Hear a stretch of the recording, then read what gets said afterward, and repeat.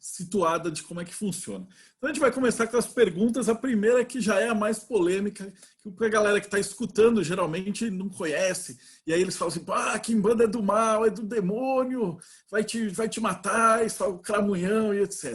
Então vamos falar um pouquinho do que é um Exu, como é que funciona, o que acontece. Vamos tentar desmistificar essa figura aí do Exu, que é tão, assim, alvo, né, de ataque de evangélico, como sempre pintado como vilão ou maligno a ser evitado, né? Me fala um pouquinho, qual que é a tua visão sobre o Exu? Então, para eu falar da visão de Exu, eu preciso falar um pouquinho das tradições, porque o Exu de Quimbanda não é o mesmo Exu da Umbanda e não é o mesmo Exu do Candomblé, entende? Então, falando dos Exus que eu trabalho, que é o Exu de Umbanda e o Exu de Quimbanda. O Exu de Quimbanda, ele tem uma característica que é poder de realização. Então, o que eu falo? Ele é a perna, como o meu tata diz, como eu aprendi, ele é a nossa perna e nosso braço. Ele manifesta no caminho o teu poder de conquista, o teu poder de realizar as coisas. Então, é um espírito que não tem o apego, o apreço em nenhuma divindade católica cristã. Então, você não vai ter, por exemplo, um Exu de Quimbanda falando de Jesus. Você não vai ter um Exu de Quimbanda falando de santo, de orixá. Você não vai ter um Exu de Quimbanda falando de luz, de iluminação do ponto de vista conceitual. Ele vai falar de feitiço, de magia, de força, de realização. E talvez seja a coisa que mais assuste as pessoas, né? Porque ele tem um linguajar muito próximo do ser humano, ele é uma entidade muito prática, entendeu? E o fundamento da Quimbanda Malay é feitiçaria.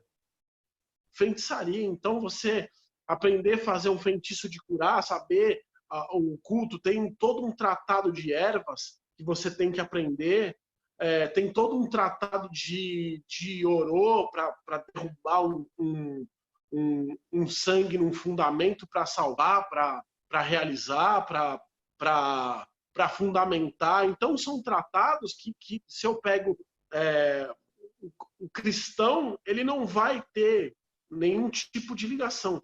Até por isso, né, mesmo em outros cultos, mesmo o candomblé, se você pega o conceito banto, do santo do Paô, o santo do Paô, coisas desse tipo, que são históricos, ele não vai ter o Exu de Quimbanda, ou mesmo o Exu como uma figura muito amistosa. Por quê? Porque ele tem a questão da conversão, ele passa o candomblé em si, não o culto de nação. O candomblé em si, ele passa por uma conversão importante, né, na Bahia principalmente, e o Exu quimbandeiro, ele não tem essa conversão.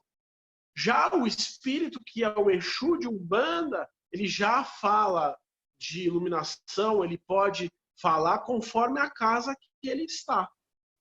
Se é uma casa mais tradicional africanista, ele vai falar em orixá. Se é uma casa tradicional espírita, ele vai falar de Jesus.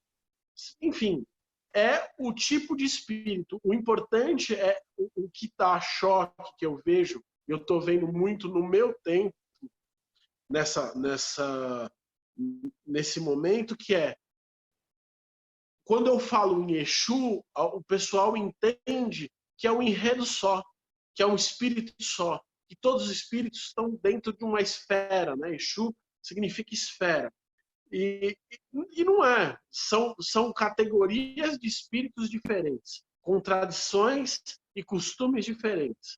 E aí é onde dá pau. Então, onde eu falo assim, Exu é mal. Exu é mal por quê? Porque, por exemplo, quando você é iniciado na Quimbanda Malay, você recebe o nome do demônio. que aquele Exu manifesta. Entendeu? Então você pode evocá-lo pelo nome dele ou pelo nome do demônio que ele manifesta. Entendeu? Ah, mas demônio por quê? Demônio por conta de toda essa mudança, todo esse movimento cristão, sabe? Mas na real são antigos deuses babilônicos, sabe? É que infelizmente no consciente coletivo a coisa fica meio tensa, né? Porque a gente está num país cristão, na grande maioria, né? Então Aí, o é pessoal muito falou de complicado. demônio,